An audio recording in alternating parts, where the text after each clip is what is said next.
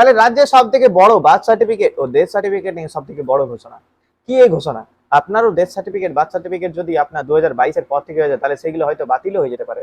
এবং যারা 1997 সালে যান, 1997 এমন ম্যাক্সিমাম বার্থ সার্টিফিকেট বাতিল হয়ে যেতে পারে।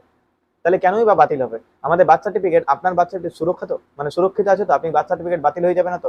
আপনি সেই ভয় হয়তো পাচ্ছেন। আপনি হয়তো এখনো পর্যন্ত দেখে নিয়েছেন যে বার্থ সার্টিফিকেট ও ডেথ সার্টিফিকেট নিয়ে প্রচুর নিউজ আপনি দেখে নিয়েছেন, এবং আপনিও ভাবছেন যে প্রত্যেকটা নিউজকে দেখে পরে, প্রত্যেকটা জিনিস বুঝে পরে আপনিও ভাবছেন যে আপনার বার্থ সার্টিফিকেট, ডেথ সার্টিফিকেট আপনার খুব চিন্তিত হচ্ছে। কারণ আপনি জানেন যে বার্থ সার্টিফিকেট এমন একটা ডকুমেন্ট ছিল যে কিছুদিন, মানে 2000, আমরা যদি 2000 সালের আগে থেকে দেখি, 1999, 1997, হ্যাঁ, তখন হয়তো বার্থ সার্টিফিকেট অতটা গুরুত্ব ছিল না। বাট এখন আমাদের আমলে, এখন কিন্তু এই জেনারেশনে বার্থ সার্টিফিকেট খুবই একটা গুরুত্বপূর্ণ ডকুমেন্ট।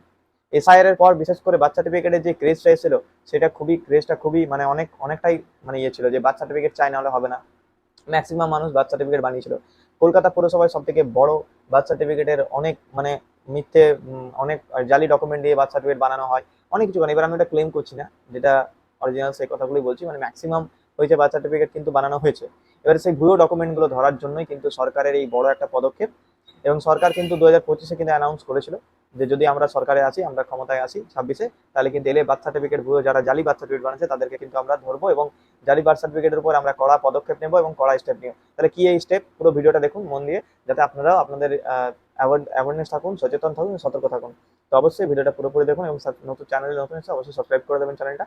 সব থেকে প্রথমে বলি, 1969 প্রথম বার্থ সার্টিফিকেট রেজিস্ট্রি শুরু হয়, এই পথ চলাটা শুরু হয়েছিল।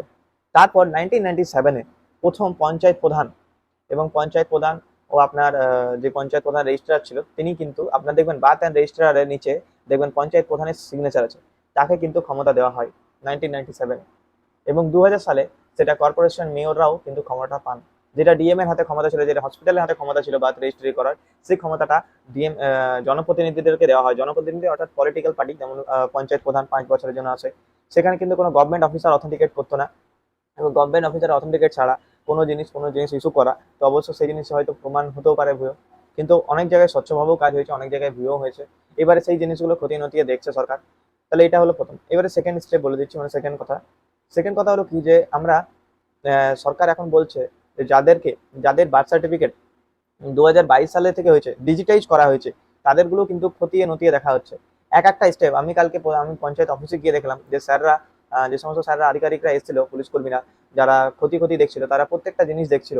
বার্থ সার্টিফিকেটের ইস্যু করার ডেট অফ বার্থের প্রুফ, কি কি ডকুমেন্ট এভিডেন্স দিয়েছেন আপনি, তার সাথে অ্যাটাচমেন্ট কি কি করা হয়েছিল, ফর্ম 2 দেওয়া হয়, সমস্ত, শুধু বার্থ সার্টিফিকেট নয়, ডেথ সার্টিফিকেটও দেখা হচ্ছিল। সব কিছু নিয়ে যেগুলোকে সিজ করে দেওয়া হয়েছে, আপাতত এখন সিজ আছে, পুলিশের কাছে আছে। এবং এই ক্ষমতা কি কাকে দেওয়া হবে আগামীকালে, এবং এই ক্ষমতা কারা পাবেন, সেটা নিয়ে আমি একটা নেক্সট ভিডিও বানাবো। এই ভিডিওতে আমার এটাই বলার ছিল যে আপনি যে বার্থ সার্টিফিকেটটা আপনার হয়েছে, আপনি পার্সোনালি, আপনাকে বলছি, যদি এই ভিডিওটা আপনি দেখছেন, তা আপনাকে বলছি যে আপনি এখন কি করবেন। আপনার ধরুন 2022 সালে বা 2022 সালে আপনার বাচ্চার বার্থ সার্টিফিকেট করা হয়েছিল, আপনি সমস্ত অরিজিনাল ডকুমেন্ট দিয়ে করেছেন, ভয় পাওয়ার দরকার নেই। ভয় তো কারা পাবে, যারা ডুপ্লিকেট করেছিল, যেমন আহ, অনুপ্রবেশকারীরা যারা বাইরে থেকে এসেছিল, তারা বাইরে থেকে এসে পরে এখানে বাচ্চা বানিয়ে এসআইআর এর টাইমে অনেক ডুপ্লিকেসি হয়েছে, ঠিক আছে? সেই টাইমটাতেই ধরার জন্য এই বিষয়টা করা হচ্ছে। আদারওয়াইজ ঘাবড়ানোর কোনো কারণে, আমি কথা বলেছি অনেক জায়গাতেই, বলছে কোনো কিছুই হবে না, সেরকম কোনো কিছুই, মানে আপনার ভয় পাওয়ার দরকার নেই যে সবার বার্থ সার্টিফিকেট বাতিল হয়ে যাবে, আবার ডকুমেন্ট সাবমিট করতে হবে। সেটা নিয়ে পরবর্তীকালে বিজ্ঞপ্তি আসবে সরকারের, এবং আশা করছি এমন কোনো বিজ্ঞপ্তি আসবে না যে বার্থ সার্টিফিকেট আবার করতে হবে, আবার এত বড় কাজটা করাটা অসম্ভব। হ্যাঁ, তবে ভুয়ো যারা ছিল তাদেরকে ধরার জন্য এটা করা হচ্ছে। তাদের হয়তো টেনশন নেওয়া দরকার, আপনার টেনশন নেওয়ার দরকারই নেই, আপনি তো অরিজিনাল ডকুমেন্ট দিয়ে সবকিছু করেছেন, আপনার কোনো ভয়ের কোনো কারণ নেই। তো অতএব এবারে কে ক্ষমতায় আসবে, কে বার্থ সার্টিফিকেট রেজিস্ট্রি করবে, এখন আপাতত আর পঞ্চায়েত কিন্তু বার্থ সার্টিফিকেট রেজিস্ট্রি করতে পারবে না, আর ডিজিটাইজও করতে পারবে না, এখন ওদের কাছ থেকে ক্ষমতা সম্পূর্ণ কেড়ে নেওয়া হয়েছে। তো অবশ্যই এবারে কে ক্ষমতা পাবে, কি কারণে এই ক্ষমতা নিয়ে বিজ্ঞপ্তি দেবে, এবং আমার নেক্সট ভিডিও এটা নিয়ে আসবে, তো ভিডিওটা অবশ্যই দেখবেন। Thank you so much.